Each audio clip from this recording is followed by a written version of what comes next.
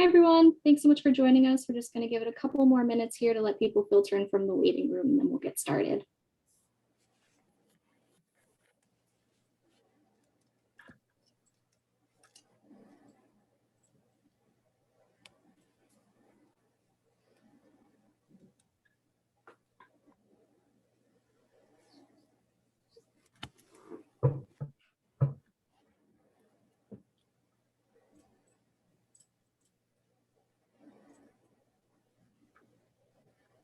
Alrighty, I think we'll get started here. Good afternoon, everyone. Thanks so much for joining us today. My name is Kristen Luger, and I'm the Assistant Director of Alumni Chapters Networks with UConn Alumni. And I'm so excited to be here today as we kick off our latest event in the Elevate series surrounding an incredibly important topic, the behavioral health industry.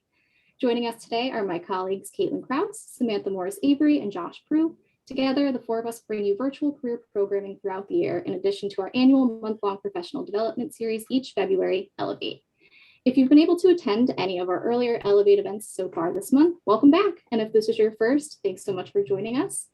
We have an incredible panel of alumni here today, and I'm excited for you all to hear from them. But first, a few housekeeping items before I pass the mic over. Closed captioning is available for those who would like to utilize this service, and to activate it, just check the little toolbar at the bottom of your Zoom screen and select the CC icon. My colleagues will also be dropping instructions into the chat about now as well, and don't hesitate to reach out to one of us if you have any issues, and we'd be happy to help you. Throughout the presentation, please feel free to utilize the chat feature to engage in discussions, network with other attendees, and just share your comments. We just ask that you please remember to be kind, courteous, and supportive in your comments in order to keep conversations topical. If you have any questions for our panelists, we definitely want to hear those, so please drop those into the Q&A section on your toolbar. This way, our moderator will be able to field them in an organized fashion and get to as many as possible. And lastly, we know life happens, so if you have to jump off the webinar at any point, don't worry, you won't miss out at all. The program is being recorded and will be posted to our YouTube page. A link to our YouTube library, in addition to this recording, will be sent to you in a follow-up email, so be sure to keep an eye out for that. And with that, I'd love to introduce our moderator for today, John Brady. John is the Managing Director and Executive Performance Coach at Protum Partners. He is a keynote speaker, executive coach, and frequent media source on matters related to corporate and career performance. He has an impressive portfolio of current and recent clients, including executives at companies like Goldman Sachs, AstraZeneca, and Apple. I'm thrilled to have him here today as our moderator of this rockstar panel. John, take it away. Thank you so much, Kristen, and thank you everybody for being with us. Good morning, good afternoon, and good evening, wherever you're joining us from in the world. We're so glad that you're here. And in tune with Kristen's message, we are especially grateful to our alumni panelists who have taken a lot of time to prepare and to be with us today. So we're going to make the best use of the time and dive right in. But just before we do that, one note, sort of housekeeping or disclaimer of sorts. We are focusing on using this time as best we can as general education and career guidance and advice. So there are certain topics that are just going to be beyond the scope of our time today, or just not ideal for this kind of medium. Certain clinical scenarios, highly technical information, things that just would be either off topic or very difficult to cover in any meaningful or substantive way while we're here. So with that in mind, we're going to just dive right in. I'm going to ask our panelists to do kind of the 90-second introduction of themselves. I'm going to ask Angela to start up first. We'll kind of work alphabetical order, and then we'll launch into a handful of prepared questions before we begin turning to the audience. Make sure that as questions come up, enter them into the Q&A feature, if at all possible. We're going to get to as many questions as we possibly can. Some questions tend to overlap. Some we may not get to. We're going to try to get to as many as we can. Some we might kind of blend together or reframe in certain ways, because sometimes by the time we get to the question, a panelist may have said something that answers a portion of it. So just be patient while we navigate all of that in the background. So with that, Angela, if I could turn to you first, please, for a brief introduction. All right, thank you, John. My name is Angela Alston to everyone. I'm author of Normal Dysfunction, therapist and owner of A Journey to Wholeness, LLC private practice, and also founder of Breaking Free Ministries Transitional Housing Program as of yesterday. Thank you. Very brief, but thank you and congratulations for the latest addition to your bio. Thank you. Nancy. Hi, I'm Nancy Miner. I have my own business. I'm a contractor with several different organizations to do psych evals and medication management. And I taught at UConn for a long time. I was a CMS surveyor. I worked with the VA hospitals to help them improve their mental health and substance abuse programs. And it's a pleasure to be here.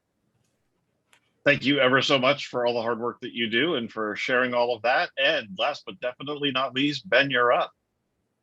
Hi, I'm Benjamin Ziggin. I'm a board certified psychiatrist, a proud graduate of University of Connecticut with 3 degrees from there. And so I wear various hats right now. I'm a practicing psychiatrist. I own a business, a locum tenens company, which places psychiatrists and other providers at facilities around Connecticut. And I'm also a partner in a telepsychiatry company that plans to go national called Advanced Telepsych. So I have a very interesting work experience. I've worked in hospitals throughout Connecticut, and now I work on assignment to hospitals as a locum tenens psychiatrist. It's good to be here. Thank you, Ben. And if I remember right from our prep, it was kind of in the family, right? Wasn't your dad in the behavioral health space? Yes, many psychiatrists in my family. Yes. Well, thanks to everybody for the hard work and the work that's so much needed. When we were all preparing in the weeks leading up to today's panel, we felt that the logical place to begin was kind of the state of the space, the state of the industry, if you will. And overall, I think my sense, my instinct is that the planet COVID experience, the pandemic, has in a lot of different industries, in a lot of different spaces, accelerated changes that were already taking place, exacerbated problems, issues of any kind, and just bringing them into starker relief perhaps than they were before. And in some ways, I've been hearing for so many years, as there's been greater discourse around behavioral health and mental health and openness, and a lot of that is certainly welcome. For a lot of the talk around parity, we're still a little stuck. We still don't have anywhere near enough resources. And I think with the additional strains and stresses on everything from law enforcement to substance abuse to just the isolation that goes against everything that we are as human beings, the need, of course, has only grown, and a lot of things have changed. So I'm going to kind of go in reverse order this time. Ben, I'm going to start with you, and to the extent it's possible to do in a couple of minutes here, tell me about how you're just seeing the landscape in the industry, but particularly through the lens or the prism of a kind of career perspective, since that's largely our objective here.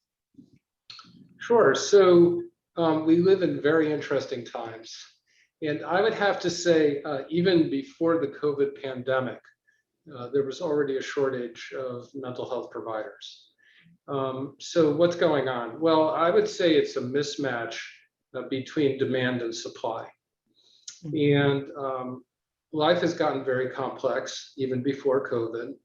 We live in this digital world where we're constantly interrupted by our smartphones, and we're expected to address things in real time over our smartphones. Often, sadly, the family has eroded, the community has eroded. There's sort of less involvement with organizations, religious organizations. And so I think people are feeling sort of floating out there, and they're hurting.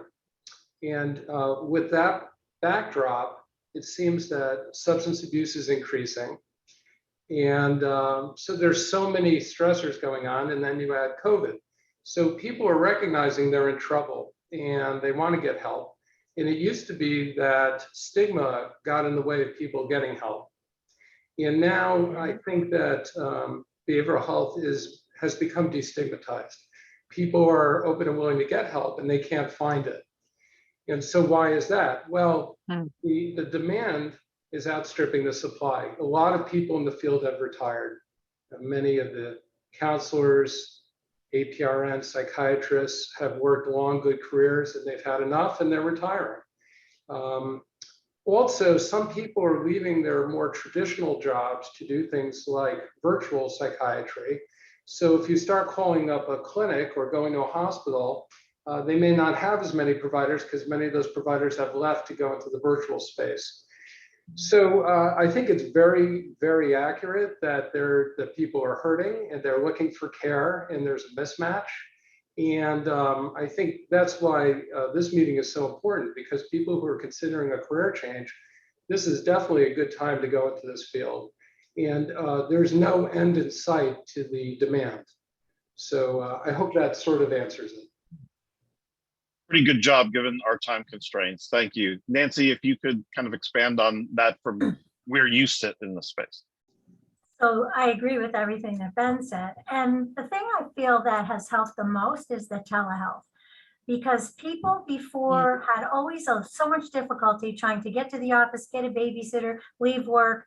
Now they can even do it from work, they can do it from home. And the telehealth format is nice because you can see the person, you can see their expressions and what they look like. And they feel also, a lot of people feel much more at ease on that than coming into the office and being exposed to more germs. It's helped, I think, a lot. And people are really signing up more. And a lot of my clients have said, I wouldn't have done this if I had to come into the office. And I think that's been a major bonus. And Angela, while the challenge to coming third in any sequence, of course, is what are you going to add? But there was also something in queuing up your time. I know one element of your background, which I'm sure you'll be talking about, is your experience in substance abuse counseling. And there's a colleague of mine who, during particularly the early stage of the crisis, he's been in recovery for a number of years, but before the vaccines had come out and whatnot, states were really being aggressive about locking down, and he could not get to AA meetings. And at first he didn't worry about it too much, but he was starting to really feel a lot of just anger. There was a lot of tension at home. He was just really struggling. And he realized that the only way to kind of get good before having a problem was to make a decision to basically violate the law, the governor's orders in his state, so that he could meet privately in a garage with a bunch of other people and go to a meeting. Now, I'm happy to say he got his 5-year pin for 5 years sober, but still, it's just, that's one story, right? And while the data is a lot bigger, right, stories, I think, connect. So kind of with that as backdrop, your additional thoughts to what Nancy and Ben have said. Right. That has been a big issue. People don't realize what AA, SMART, program, what that does, to have that support, to have that community.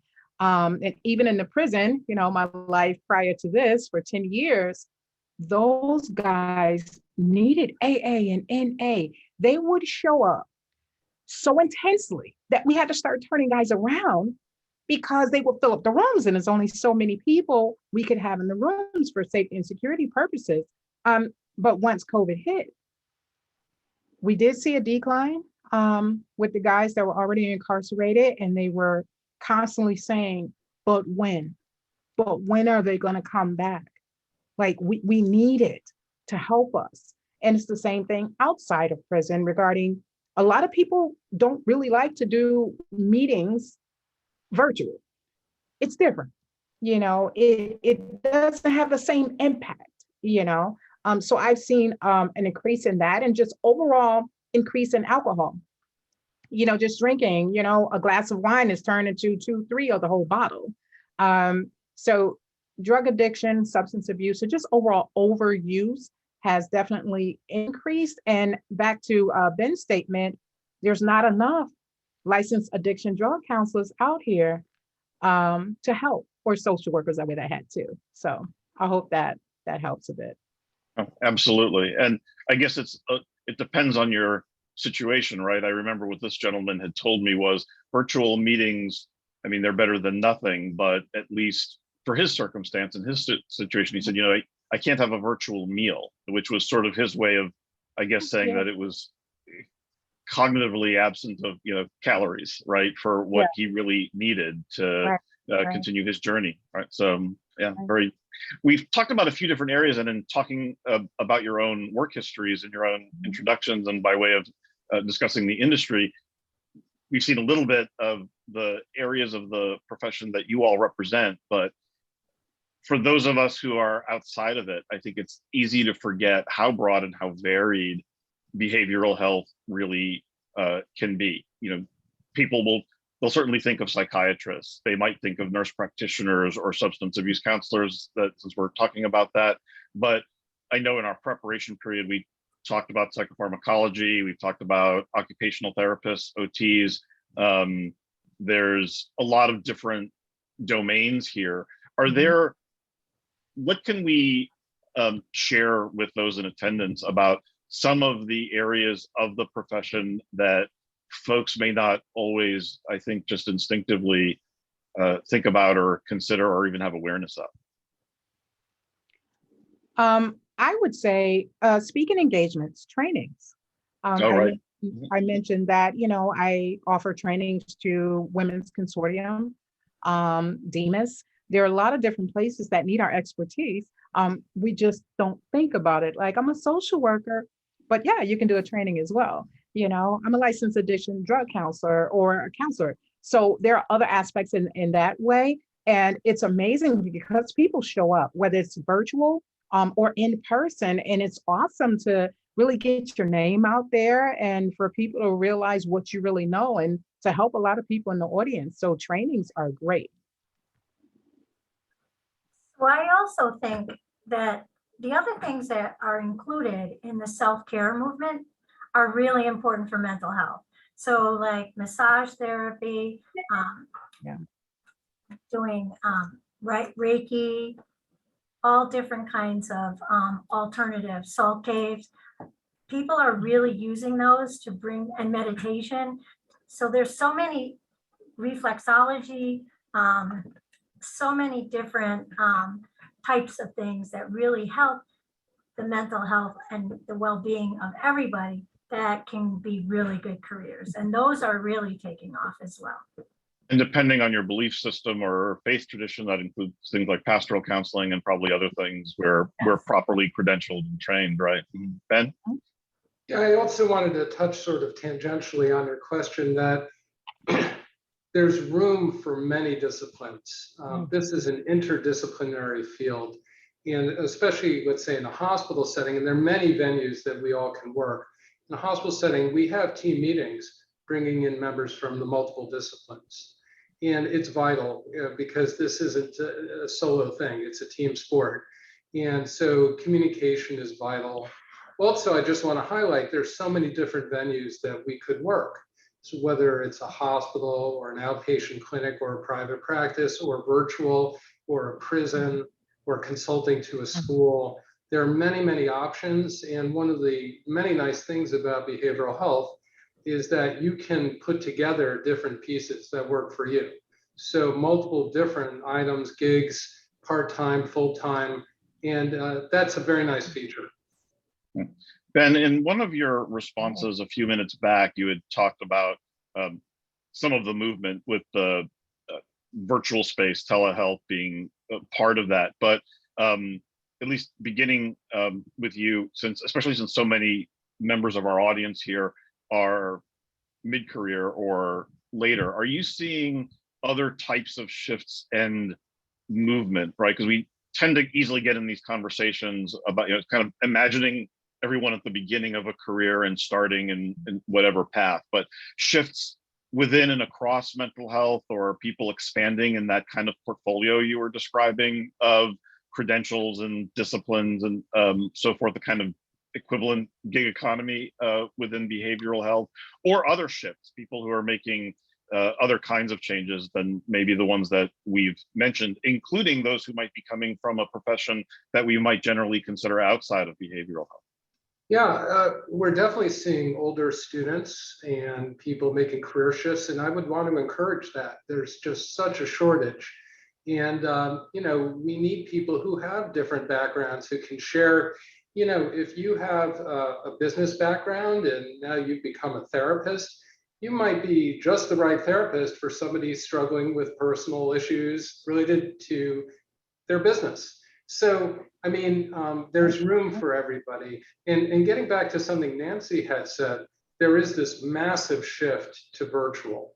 It's just very convenient for everybody and it works. I think many of us were skeptical till we tried it and are like, well, that works very well. I must say my personal preference, I'd like to see people in person, but if I can't, video is great. I'm not so big on the phone because the video gives extra dimensions to the experience and it lets me get a better read on where somebody's at. So that's just my preference, but lots of opportunities. Other thoughts from our other panelists?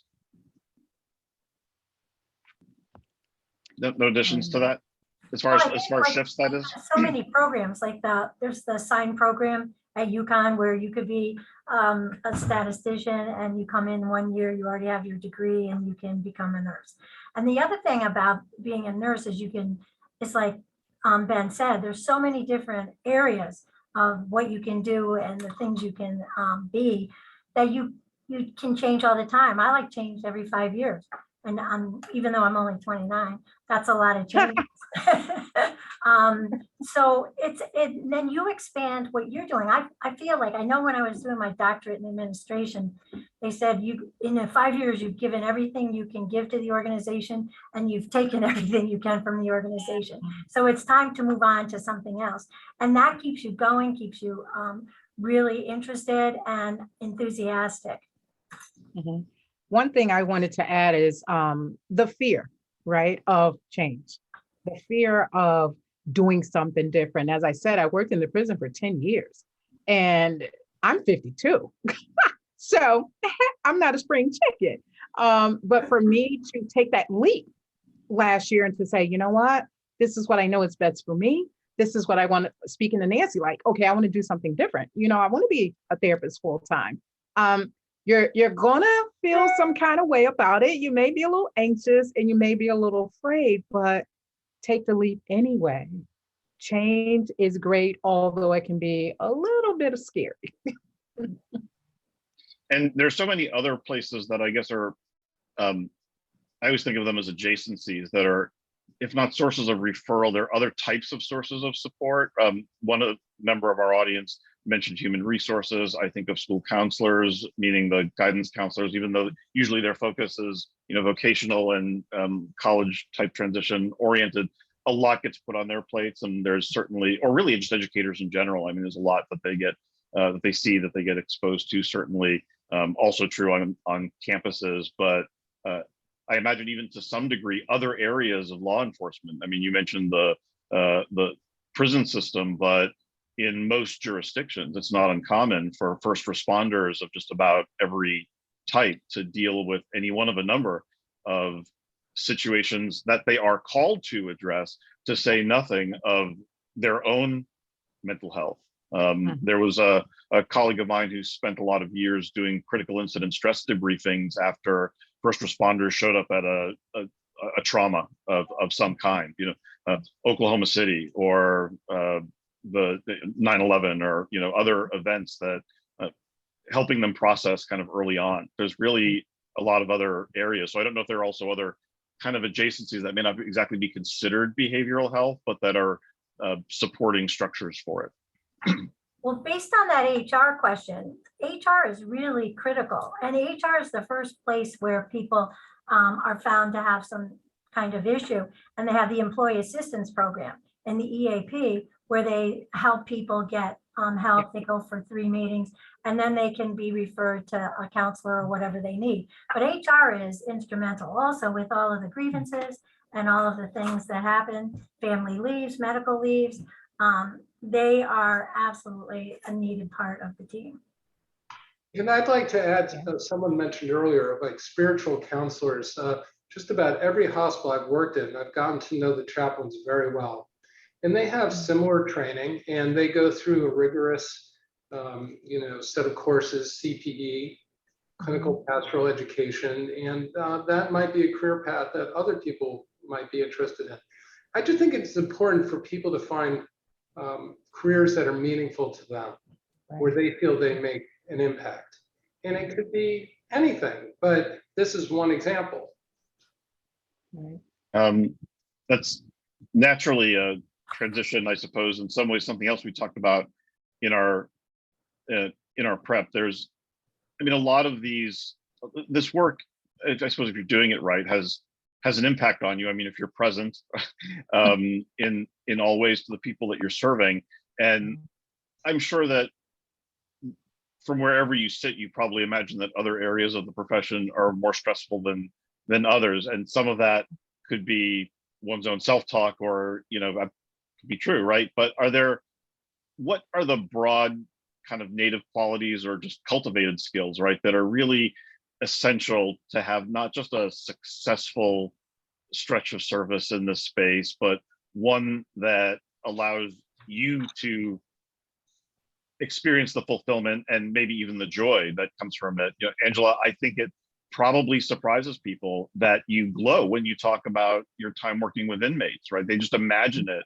as such a terribly stressful environment, which I'm sure it still is. Well, those things aren't necessarily mutually exclusive, but you clearly light up when you talk about it. That's just sort of one illustration. But what are those things broadly, so that that people may not instinctively think about, that are just really important in knowing themselves and sort of cultivating on an ongoing basis, so they are able to do well for themselves and the people they help? Right. One of the main things I would say is, to thine own self be true. I used to say this to the guys in group all the time: to thine own self be true.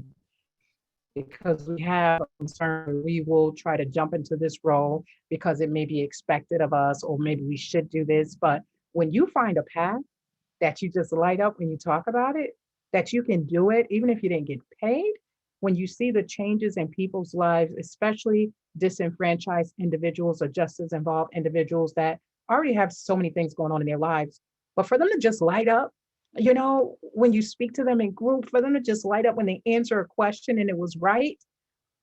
To thine own self be true. Self-awareness is key.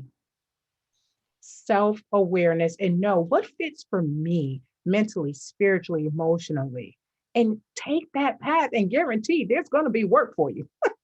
There's going to be work for you no matter what. Yeah. Others? Yeah, and I think compassion, caring, empathy, being non-judgmental, and being present. I think in being your own self, like being present in the moment and being there for the people that you serve.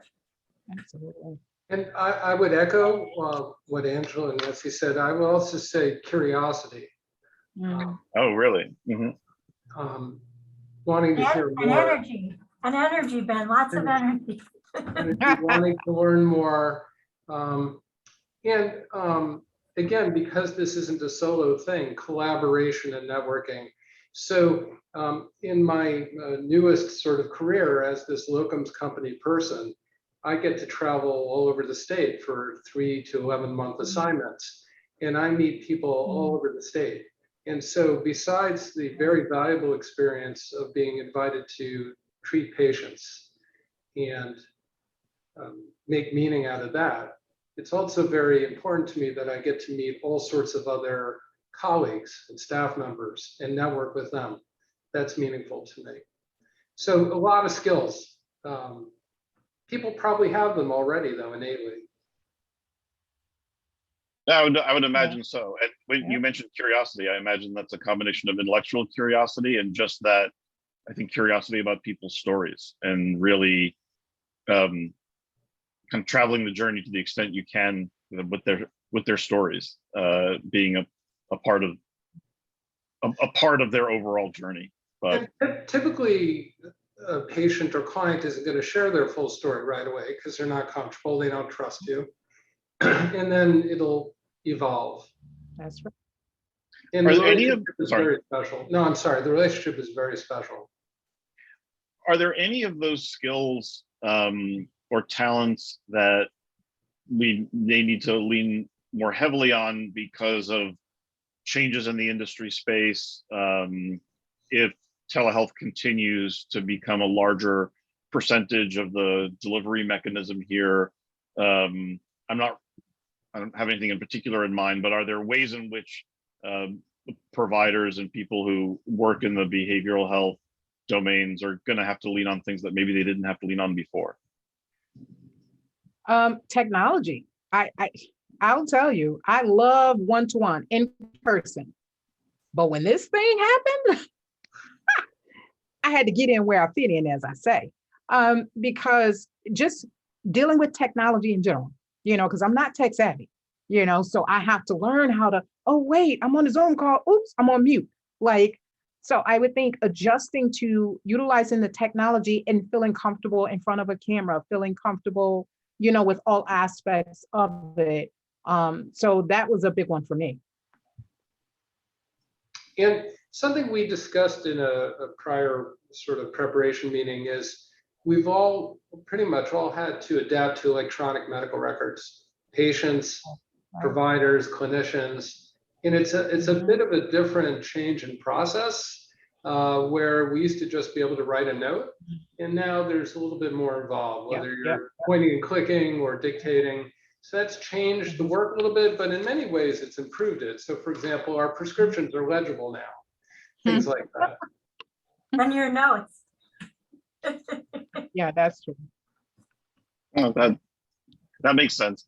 What about other things? If we think about, professional affiliations, to both broaden one's network, to I think in whatever way, I think most people naturally think of perhaps belonging to whatever professional association matches whatever discipline that they're in. But since you're speaking about the interdisciplinary nature of things, what about the crossover, right?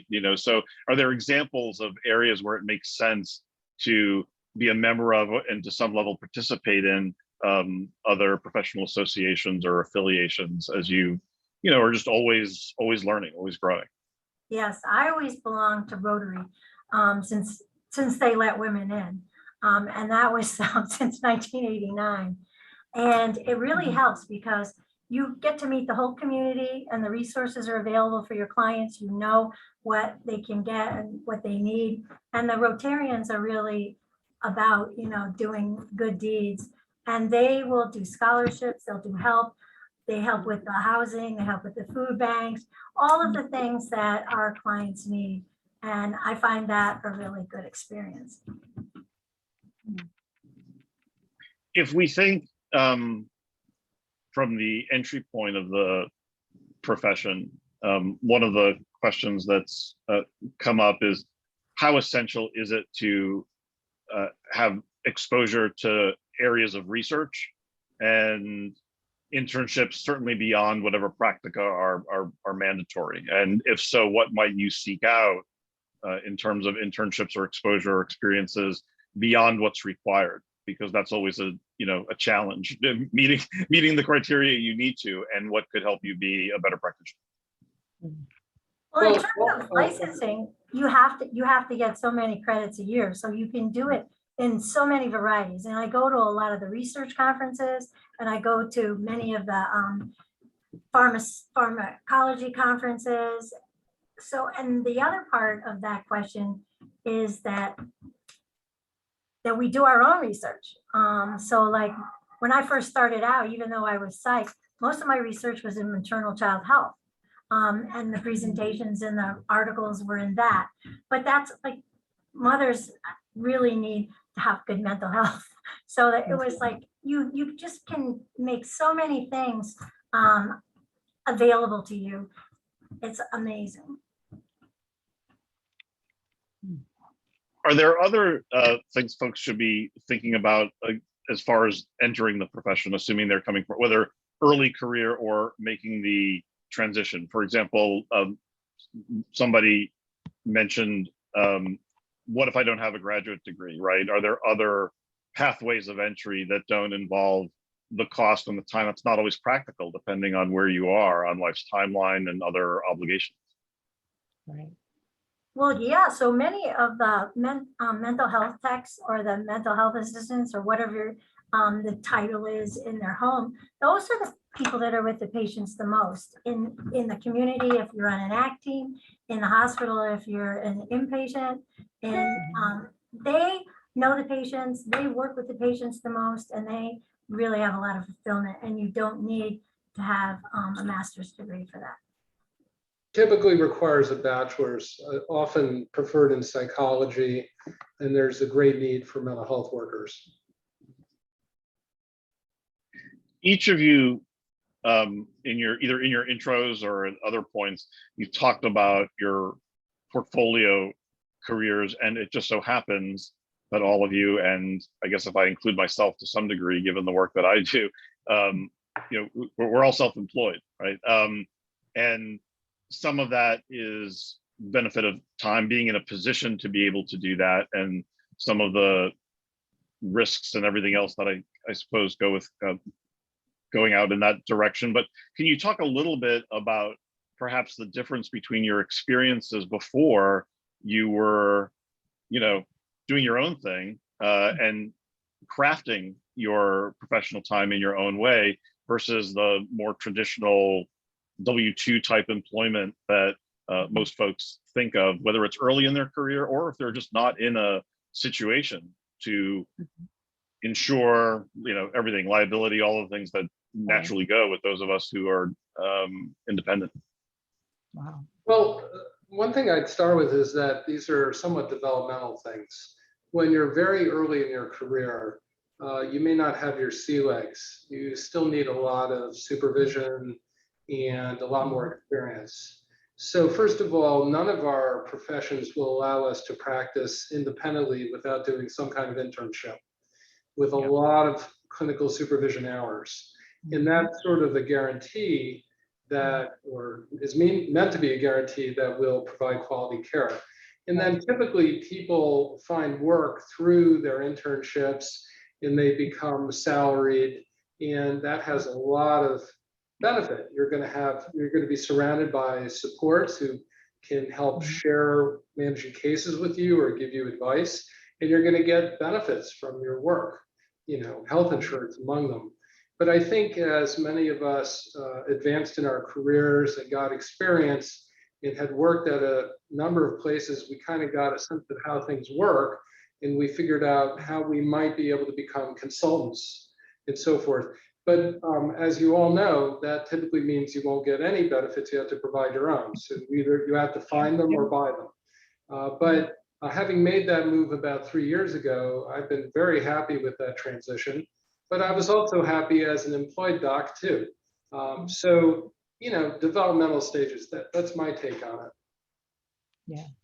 I agree with that. The other thing you have to know is you don't have sick time or vacation time, but you also can go anytime you want. So there's pros and cons to everything. So Right. And that's what I was just thinking, Nancy, the freedom, right? To when clients say, can you schedule me on Friday? And I say, no, ma'am, I don't work on Friday, just because I choose not to, so that was big for me. And just being able to say, okay, I'm going to run errands on this day. It's simple things to me. It's not the big, it's simple. Just being able to run errands. I don't have to wait till 3 o'clock, 3:30, 4 o'clock when traffic is horrendous and all of those other things. But as Ben mentioned, it's like, okay, then I have to have benefits. They won't kick in for me until I'm 61. So that's something I need to know, be aware of, and be willing to deal with that. But just the freedom to see whoever I want, to be able to do other things, a variety of things, it's just amazing. It's amazing. And I think a lot of times we don't speak a lot about this, but due to the, what they call it, the great resignation, I think maybe a lot more people are looking in this arena, but they just need to know that there's so many facets of it that they should be aware about. So I'm sorry, Nancy, continue. Weren't you considered hazardous duty? So that can't you get it at 55? No, 61. So they changed that, because I know it was 55 forever. I wish it was 55. 61. And it's just something I just, I talked to my husband and said, okay, we'll just have to pay for it but I'm just so grateful because my mental health and my overall well-being and happiness has changed tremendously since I decided to do this full time.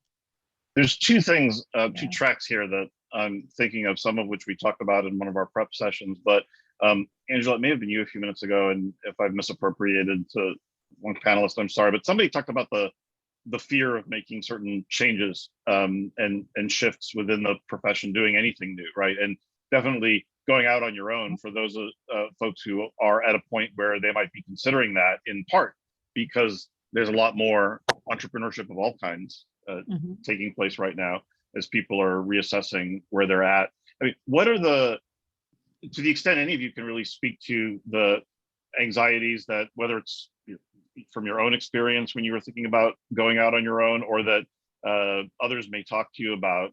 Sometimes, the best thing in the world is to, just speak your truth about whatever. I mean, what are some of those things that you thought the most about or had to reflect most on before you made the leap? Because that was one change, it sounds like, among many, because you've all made changes.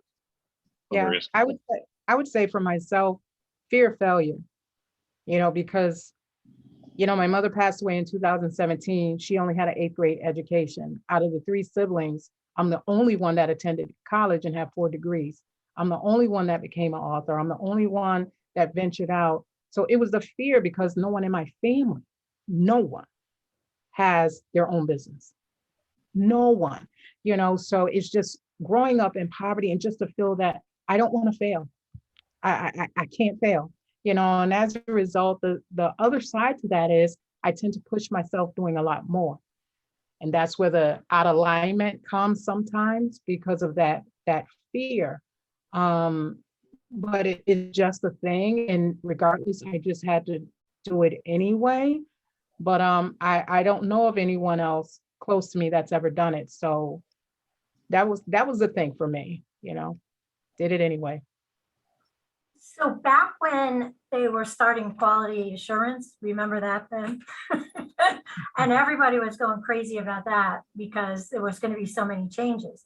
And so my boss at Norwich Hospital said, I want you to run the quality assurance program. So I had to figure out how to get people to change and do things differently. And one of the things that came up in all my research was that nobody likes change except the wet baby. And that mistakes are the best things that ever happened to you. Like all of the things, like the penicillin was a mistake. The 3M Post-it notes was a mistake. That was supposed to be super glue. All of the quarterbacks, 50% of their passes they don't make. So that you learn more from your mistakes than you learn from what you do well. That's true. That's true. And, I want to piggyback on what you both said. I would agree with all that. And if you're considering making a major change, don't do it overnight. Think about it. Talk about it with your advisors, whether it's family members or somebody else you trust, maybe somebody with a business background. Think about the market you want to enter. Maybe talk to other colleagues in your network and get their ideas about it. And I want to emphasize again that networking is vital. I think that's the key to everything. And, keeping a positive attitude. And, sometimes on a phone call, I'll express to a colleague, well, we're looking for this, or let me know. And you never know who's going to call you 3 months later. It's saying, oh, I remember our phone call. I wanted to get back to you about something. So I think networking is vital. And I run into this in my line of work in career coaching and so forth, because I think folks have a certain idea in their mind of what networking is and isn't. I always like to say it's relationships, professional relationships, collegial, friendly, and staying current. That it's really that simple, and maintaining those relationships however you need to, because it's so often those informal channels. And someone who may be a peer can also be a mentor and a sounding board at just the right time when you're thinking of making some kind of change, or say, oh, well, my best friend over here had an experience similar, and it can be. Oh, you muted. Oh, you got muted, John. Thank you. I actually accidentally hit my touchpad without realizing it. Thank you. One of the things that I've realized is that people also sometimes it's their framework, right? People will tell me sometimes, well, wow, I can't believe you went out on your own. I would find that really really scary, very risky. And risk is almost always the word that they use. And I say, well, it kind of depends on how you look at it, because in each of our cases, our income comes from multiple sources, multiple types of sources. And that diversification in a lot of ways makes us far more secure than somebody who's getting 100% of their income from a single paycheck, because one decision by one person and one day 100% of it goes away. Whereas, you know, if one of us loses our largest source of revenue, I'm not going to say that may not hurt. It may be a big deal, but you're often in a much better spot than you would be for somebody else. So how you assess risk, or how you even look at the problem can frame where you end up with it. But I'm sorry, someone was about to say something before. I was just going to say what you and Ben both said, like get the advice, talk to people, but always go with your inner wisdom. Yes, yes, yes. Because what I find is that if I would have spoke to anyone in my family about what I was going to do, and no one has done it, you know, that's why I only talk to my husband. You know, I only talked to him. And once he was in agreement, that was it. Because sometimes people will kind of put their fear, you know, on you. And a cousin of mine said to me, I can't believe you did it. And wow. And, you know, and I'm like, okay. You know, it's just, if I would have talked to other people, you know, I did talk to other people, but just not like my family members, you know, other But people I would bet that if you talked to them, you still would have gone with your inner wisdom. You already know me, Nancy. Yes, ma'am. Sure would have. Yes. All good advice. The other track I had said a few minutes back that I was thinking, Angela, as you were speaking, two paths come to mind. The first I asked about kind of the anxiety or the fear-based question, but also something that came up in one of our prep sessions. Yes, we have the luxury of deciding, you know, which days. There's certainly practical flexibility, right? I often find myself working evenings and weekends, but I can do a lot during the week that the average worker doesn't have the luxury of doing. But even with all of that flexibility, there is a tremendous amount of stress and strain, not just in our case, self-employment, but in most of the behavioral health professions to whatever extent, because of what you are being present to for the people you're serving on any given day. So in thinking about that broader self-care question, right? I mean, we talked about skills and those sorts of things, and maybe to some degree personality traits, but in what ways do either you or the people that you most admire among your colleagues, in what ways do they manage all of that? Their care of self, their mental health, their physical health? Because I think maybe, Ben, in one of our prep sessions, you may have said, I mean, I could, in theory, work 24/7, and I still would have a long list of people who need my help I can't get to. Being able to make my peace with that is part of this. So to whatever extent any of you would like to pick up on that theme. I would say for me, acupuncture is something that helps me, you know, exercising at least 5 days a week, being mindful of my nutrition and what I take in. Because knowing for me and my family, hypertension runs, you know, deeply in my family. So I know that's just something I have to be aware of. And, you know, the high stress, you know, I hear people say all the time, I don't know how you can sit and listen to people's problems all day. And it's not just that, you know, but that's what people perceive therapy as. So for me, it's definitely those practical things: exercise, nutrition, getting good sleep. Those are the things that help me. Also a massage and meditation. And sleep. Yeah, definitely got to get that. It's funny to mention that. It might sound rather funny to mention that, but in a very sleep-deprived country, it's worth mentioning, and it was mentioned twice, and I think with good reason. It sounds so, you know, to the audience that may sound very pedestrian, but it's actually pretty essential. And we need to keep reminding people in the Western world, in the US in particular, of the importance of that for just about everything. So balance. Hippocrates, the first physician, emphasized the importance of a healthy diet, sleep, and exercise, and that hasn't changed. Yeah. And water. Right. H2O. Water. H2O. Water. Yeah. Yeah.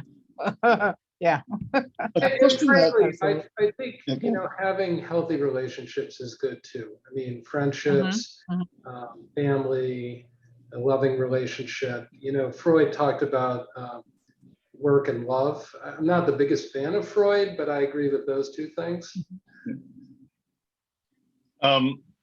In almost every, just broadly in professional life, there's this tension between the sort of specialization, that kind of niche focus, versus being the generalist.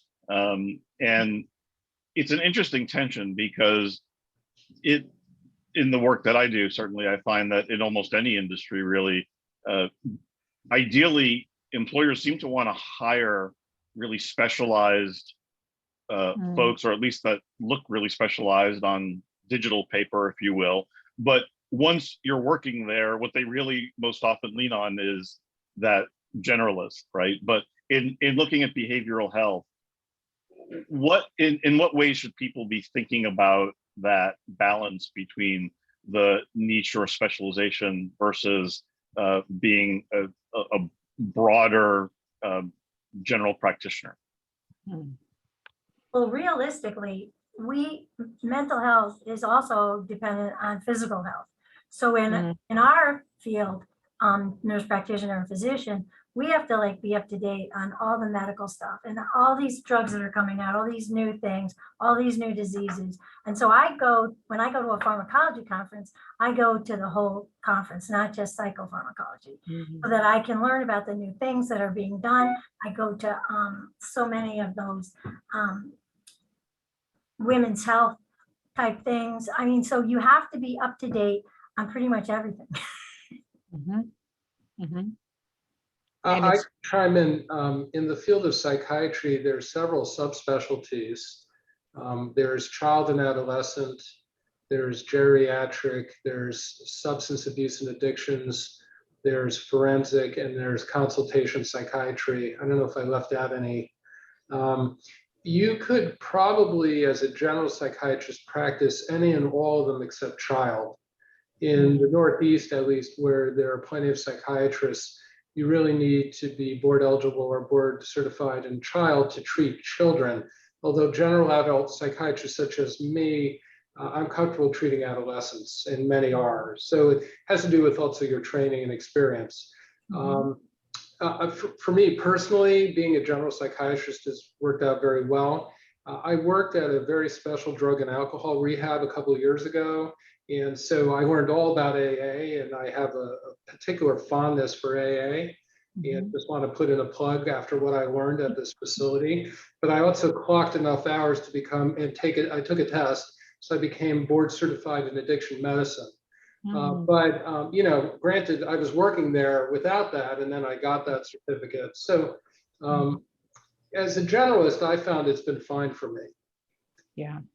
And although for myself, although I have, the addiction counseling, the licensed addiction counselor, then I have social worker. But it's like they actually go hand in hand because it's never one thing without the other. There's the case management aspect of it. There's, the physical aspect of it. There's what's, finances, and then there's triggers. And, so it's good to know a little bit about everything. And that's one of the things I learned working as a counselor at a methadone clinic, my first job in addiction. And I tell you, I learned a lot, about a variety of things that people don't think about that will come under the umbrella of addiction. Yeah. A quick diversion, just a reminder to those who are with us live. Remember, our panelists are here for you. And maybe we're just crushing it with everything that we're putting out there in terms of content. But if you do have questions or things that you'd like us to discuss, if we can, make sure to put them in the Q&A area before we have to wind down, because if we can address those things in some format, we'd love to be able to do that. So while we're waiting for any final questions, getting back to the panelists, what about issues related to cost? Anyone who's in a helping profession, right? You know, there are people who, for any one of a number of reasons, don't, whether it's an insurance issue or a broad cost issue, right? There's a difficult balance. Speaking of self-care, like, you know, you all need to get paid, right? But at the same time, most folks go into your line of work because they want to help people and they see people in need. I don't even know probably how many times in average week or maybe even average day, there's part of you having to do that personal values math as well as currency math. How often do you find yourselves in those situations? How do you kind of find your North Star in all of that and deciding, here's where I'm going to either just volunteer or do pro bono work, and to what extent this is what I can absorb, and still feel like I've got the right balance for myself and in just being a good steward of the profession? Whew. For me, I would say as it relates to insurance, right? There are some therapists out there that they only do cash pay, for example. And I understand why. I absolutely get it. I charge $120 and I may get paid from one insurance place $74, you know, and then it's not like you get paid on a regular. It's, oh, I think they're going to pay me in a month. So sometimes you can have that, or at least I've had that thought like, you know, I don't want to take insurance, but I do know the majority of people that I see that seek out help, they have insurance or even state insurance, Husky. And it's tough because if they don't show up, I can't bill. So I can't get paid, but I love what I do. And I just, you know, I just have faith, you know, that it's going to work out. But I also know when new people reach out, I have to really kind of do an assessment of, you know, a client that is a good fit for me at that time. Not only their concerns, but also their insurance as well. So Go ahead, Ben. The facilities I work at are generally hospitals that all participate in Medicare and Medicaid, and many of them have payment plans. So, you know, I can't speak to it personally, but I can tell you the facilities I work at do so. Same with me. Like the 4 agencies that I work for take every range of people. So from the Medicaid all the way to the top insurances. And one of the things, because I was director for a while at Catholic Charities, which was my give back to the community, and we saw patients for free. Anybody in the city could come there and have mental health care. And we also started a medicine clinic for them with the samples from the pharmaceutical companies so that they could get the drugs. So, and then one of my colleagues took that to St. Vincent's when he moved there. And so now Bridgeport has a pharmaceutical clinic for people with don't have any money. And we also treated a lot of people at Catholic Charities that were undocumented people so that they could get the care. So, and I know that they're still all doing that. So if I know anybody that needs that, that's where I would send them. Wow. That's good to know.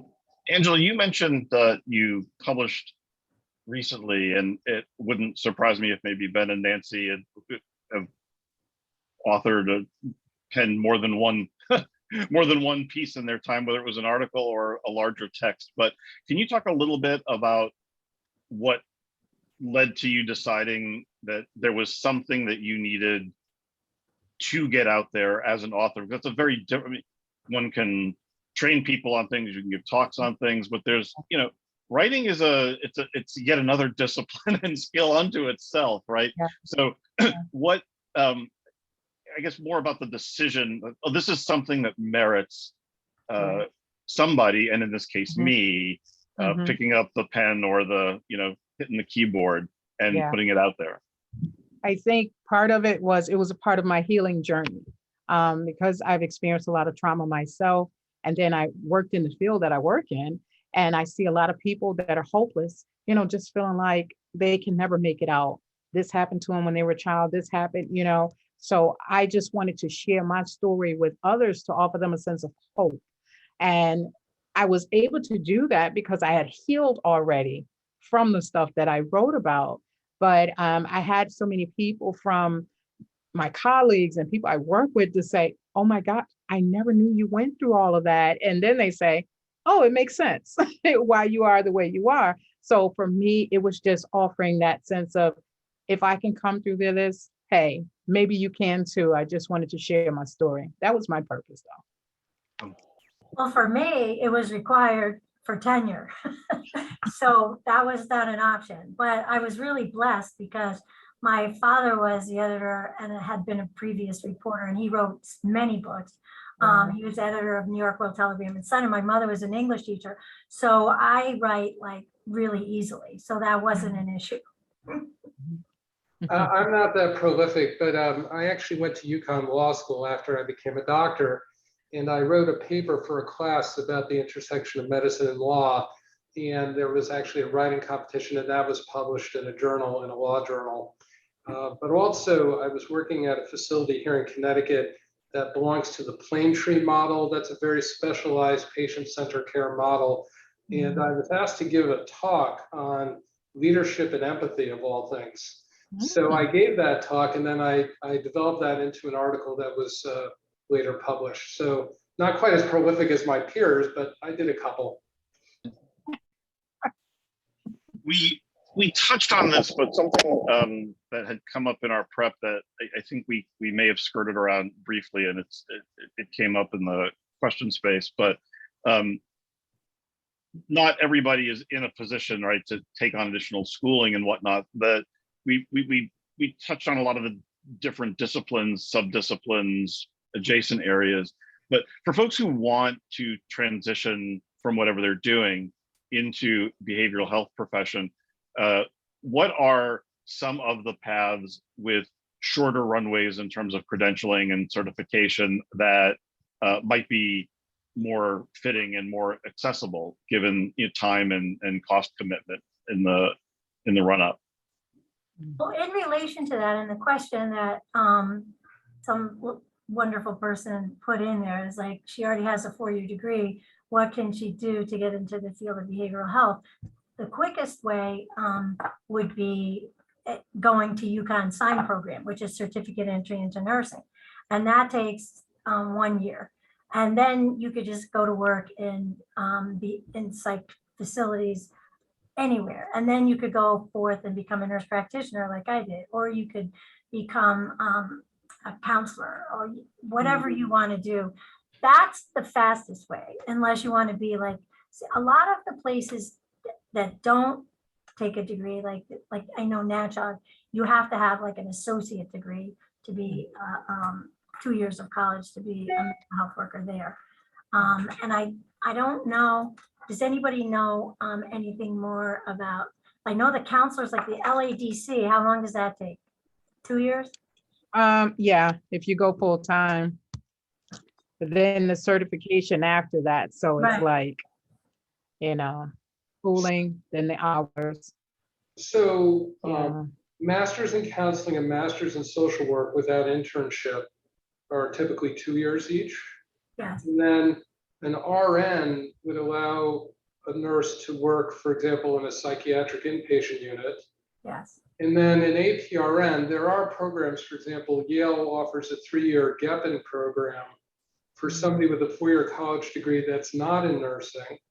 Where Yeah, I taught in that wonder, am I right? I taught in that program. It's Right. very good. So maybe Expensive. more to it. Mhm. Well, after 1 year, you get your RN, but after 3 Right. years, you get your APRN. And so there's several APRN programs for psych in Connecticut, particularly Fairfield U, Yale, and St. Joseph's. Sacred Heart. Okay, and then there are PA programs, although typically you don't become specialized as a PA, although there is a PA internship like in Nebraska. So once you have your PA, you can do an extra year and become a specialized psych PA.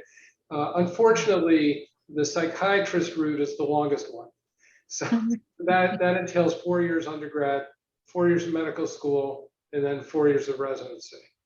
Wow. But there are many paths. Yes. What? And then the other It one was- is LPN, just to say LPNs, because they do use LPNs in the psych hospitals to give meds, And clinical psychologists and that's a 13-month program too. and clinical psych. Yeah. I always sort of my catch-all, like as I approach the end of something like this, what are we not asking the audience and or me that we should be putting out there? What, you know, what have we missed that's really important? We consider that our audience is pretty broadly representative age-wise and where they are in their career journey. Anything I haven't asked? I always get asked at parties if I analyze my family and friends. And the answer is no. That's the truth. That's the truth. The last thing you want to think about, I'm guessing. Right. No. So what we're missing, I don't know. No, we covered it. All right, I'm just making sure. Oh, we probably did. I just can't think of it. Well, that's great. Well, thank you again. I think that, yeah. like, the other piece of it is like, just saying this, like, this expensive education has become so increased that it's like, I know at the Gap, and those people were coming out of school with $250,000 worth of student loans. So there are nursing programs at the community college, and now in Connecticut, community colleges are free. So I just wanted to put that up because there are many underserved areas in Connecticut where you can get loan repayment if you serve a certain number of years working there. Mhm. Right. And I was thinking that as well. It's like, you know, depending on where you're working, or if you're thinking about going somewhere else to work, see if they will assist in paying, right, for you to finish the next degree, because a lot of employers will pay that. They will match it or they'll pay it depending on what you're going for. So research that aspect of it as well if you feel like higher education is something you want to do, and see if you can find an employer that will help pay for furthering your education. Well, and Ben, I suspect with the shortage and everybody leaving nursing, that that's going to be even more of an opportunity. Yeah, I think we're going to be needing help in healthcare broadly, and particularly in behavioral health for a good long time. I don't think the market is going to get saturated anytime too quickly. It just takes too long to. The need is too great, and the runway for each step is long enough that it's probably going to be a high need and a pretty decent bet on employability for a good long time of various flavors. We're a little bit past the hour here, so I just want to express again how incredibly grateful I am, and certainly I know the UConn family is. It is a great family of helpers, and there was a lot of prep that went into this for everyone. And because there is such a need and so much to do, the fact that you took the time to not only be here, but do all the prep for it means that much more. So thank you to all of you. And with that, I'm gonna turn it back to our friends at UConn, Kristen, or any of the other members of the UConn team. Take it away, and any final announcements to everybody. And thank you to you. Yes, thank you, John. Thank you all again for taking the time out of your lunch break here to join us today. I know this is like prime time hour for a lot of people to kind of get stuff done, so we appreciate you hanging out with us. I hope you were able to take something valuable away from this program. I know I was. And I also want to say a huge thank you to our panelists for making this event possible. We definitely couldn't have done this without you. And especially as John mentioned, your time is oh so valuable. So we really appreciate you lending a bit of it to us. Given everything going on in the world, this topic is as timely as ever, so we're really happy to bring you all together to discuss it today. As far as a few little updates go, I know we're getting close to the end of February, but we still have 2 more Elevate events coming up next week. One covers psychological safety in the workplace, and another about empowering women in leadership.